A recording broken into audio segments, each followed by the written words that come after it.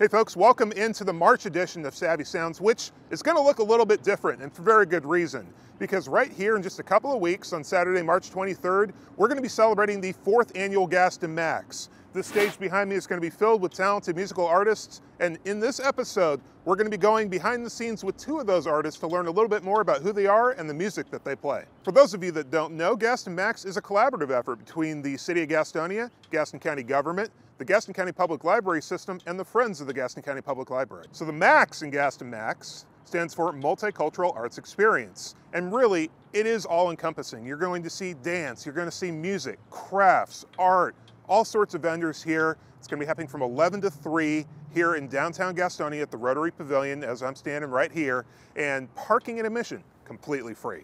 3 of the 4 artists that we're going to have at Gaston Max are brand new to the area. We've got Colin Cutler, who's from the Greensboro area, and Nashville recording artist Stacy Antonel. They're both going to be talking to us a little bit and telling us more about what they're going to be playing at this year's Gaston Max. 95 degrees, it's midnight in Tennessee. Sweating in the herd because the bar has a broken AC. Well, I'm from San Diego originally, and I moved to Nashville about 6 years ago. I grew up playing classical piano, didn't really write any songs till I was in my late 20s, and then kind of fell in love with country music and started a band called Ginger Cowgirl, which is how we first met. But yeah, the music that I'll be playing at Gastonia is, just kind of Americana mixed with classic country. And I have a lot of jazz influence too. I like singing crazy jazz runs. But I know the word jazz is scary. It's not real jazz. It's not Miles Davis jazz. It's just fun jazz. You tour anywhere and everywhere, seemingly. I do. I'm a live singer. Like, I like singing live. That's why I do this. I'm a totally different kind of person. Not kind of person, but kind of musician than the people that like are content to just make tracks in their bedroom. And if I don't play live, there's just no point in it for me. So talk to me a little bit, if you can, about the 2 songs that are up on your website that have been made into music videos, the Planetary Heartache and then your latest release. Planetary Heartache is probably my favorite song I've ever written. I have a lot of metaphysical themes in my music too. And I was told by like an old psychic that I'm an alien, that I'm like a foreign exchange student on planet Earth. Oh. And I haven't, like, my soul has not been incarnated on this planet for like hundreds of years, which is why I feel like such a weirdo and an outsider and just like looking around like, what is happening? What is everybody doing? This all seems very strange to me. So that is like a love song written from the perspective of someone who fell in love with an alien and then she went back to Mars. So the alien is me, even though I'm singing it from the non-alien perspective. But yeah, it's a broken-hearted love song with an alien twist. Well, and your latest song, it hits on something I think you literally just said, always the outsider. I mean, it's very, very similar theme, but just kind of a different way of looking at it, I guess. Totally. Yeah. I moved to Nashville and I didn't know anybody, and it just felt very, I was in my 30s, I don't know. Maybe that doesn't matter, but I feel like it's harder to make friends when you're not super young and in school and all working at the same place and stuff like that. So when I moved here, it was just, it's hard to break into a new scene, and especially when there's so many people doing exactly what you do. So yeah, I wrote that after a night at, anyone that's been to Nashville has probably been to Dee's Country Cocktail Lounge. So that's actually where the music video is filmed. And I wrote that song about a night out at that bar, feeling lonely, which, I don't want to be like Eeyore. But after releasing that record, so many people came up to me and were like, I feel like an outsider too. And I'm like, oh, I guess everybody feels like an outsider. That's not like something that's unique to me. So you talked about like maybe being a little bit more intentional with some of your touring this year. What do you have on the horizon in terms of kind of next steps in what you're trying to accomplish? Well, I need to write a record. I've been telling myself that for 2 years, but I just can't seem to sit down and write a song. Yeah, that's the big thing I need to. I'm trying not to put pressure on myself because that doesn't help anything. But yeah, I need to write. As far as touring goes, I'm going back to California later in the year. I feel like a strong pull this year toward like the desert and the mountains. So I'm, for no real reason other than, that's a cool thing about being a musician. It's like, where do I personally want to visit? Okay, I'll book some shows there and it can be justifiable. So Yeah. I'm going to do New Mexico and Arizona, and then I've just booked some stuff in Montana. So yeah, I want to do like Montana, Wyoming, Idaho, which is a place I've never really spent any time. Mama, I don't know where heaven is, but I hear that's where you've gone. Mama, I don't know where heaven is, oh Lord, but I'll be there with you before too. So you're a North Carolina guy. You're from the Greensboro area?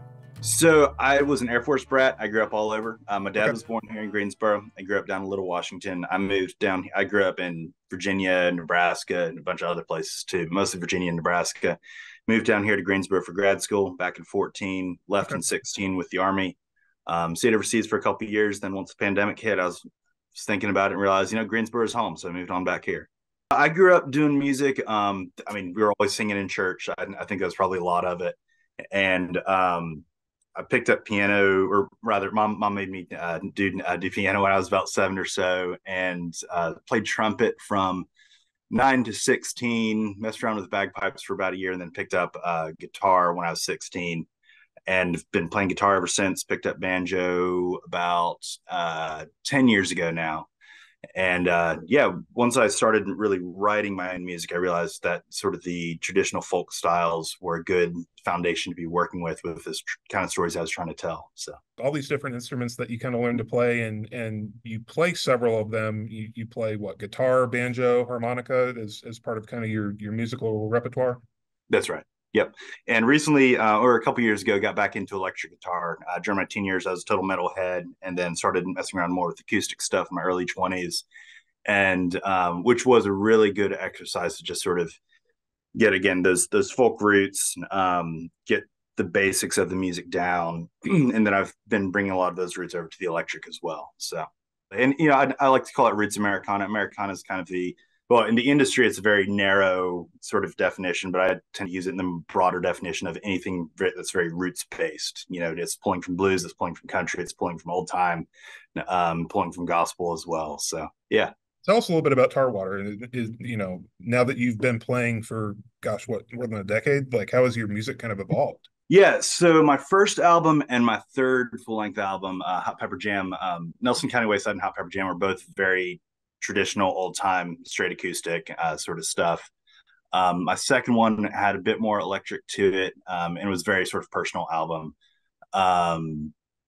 Tarwater, I think, is probably the most ambitious of my albums. It's both pulling from my own experiences, but also dealing with a lot of the literature that I was studying in my English degree. Actually, here at UNCG, I haven't formally studied music; just ended up taking a bunch of music classes along the way. So Flannery O'Connor, she was an author that fascinated me. Really changed how I wrote too.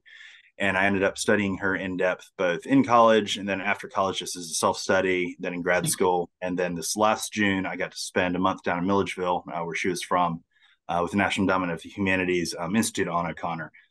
So all those sort of influences came together. And basically my approach with Tarwater was finding the characters where their experiences had sort of intersected with my own, and then sort of telling their stories from their point of view. Sort of getting inside their heads, and insofar as I recognized, I know exactly why you did that, so, sort of thing. So, yeah. What do you like about the genre in terms of kind of the songwriting and the musical style? The storytelling, definitely. Just Lucinda Williams and Bruce Springsteen were both influenced by O'Connor. And again, Tarwater is kind of this interesting, almost sort of tribute to her influence on me, but also her influence on these other Americana writers. And, Springsteen talks about the stark detail of her stories, and how she sort of focuses on the concrete details rather than trying to teach a lesson or whatever really influenced his writing. I think that's what I appreciate the most about these folk styles too, especially the old time. They just sort of tell the story. They don't necessarily try to give you a lesson to it. They're just like, this is what happened, and let you draw your own conclusions about the people involved. So you won an award at one of the festivals you played fairly recently, right? Yeah, that was the Susquehanna Folk Festival. That's up in Pennsylvania, and that was actually a really lucky thing. I was doing a gig up in New York and saw that there was a contest, emerging artist contest that Susquehanna Folk Festival was holding, and it was the weekend that I would be heading back, and it was about 30 minutes away from my grandparents. And I said, I'm going to go ahead and enter that, see what happens. And yeah, I ended up winning that, which was really cool. So Pennsylvanians like folk music.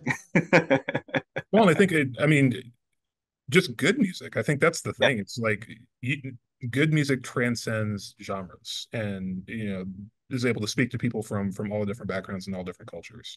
Yes, absolutely. Well, thanks so much for watching this month's episode of Savvy Sounds. Remember, you'll want to come check out the 4th annual Gaston Max right here at the Rotary Pavilion on Saturday, March 23rd. We hope to see you there. Mama.